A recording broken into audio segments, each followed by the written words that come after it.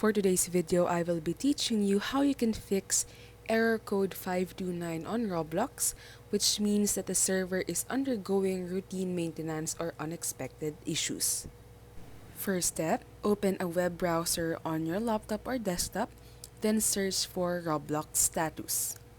Click the first site or website on the result page because this will lead you to the official status page or website of Roblox.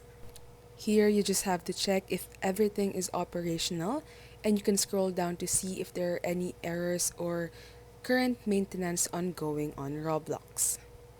You can also go back to your desktop home screen, press the Microsoft icon at the bottom left corner of your screen, and then go to Settings. Once you're here, just check if you are connected to a reliable internet connection because this may affect how your Roblox is working.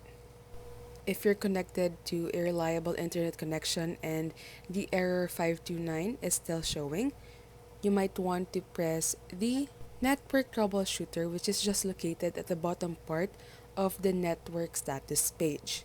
Just wait for a few minutes for it to completely load and to check if there are any errors on your laptop or your desktop. Once troubleshooting is done, you can go back to your web browser, open Roblox, and check if it's already working.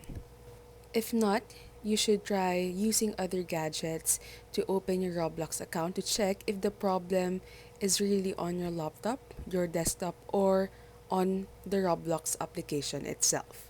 If none of this works, the last thing you can do is to reboot your laptop and your internet connection and then turn it back on again to check if the error 529 is no longer there. And that's basically it for this tutorial. If this video helped you, as always, don't forget to press like and subscribe. We hope to see you again on our next videos.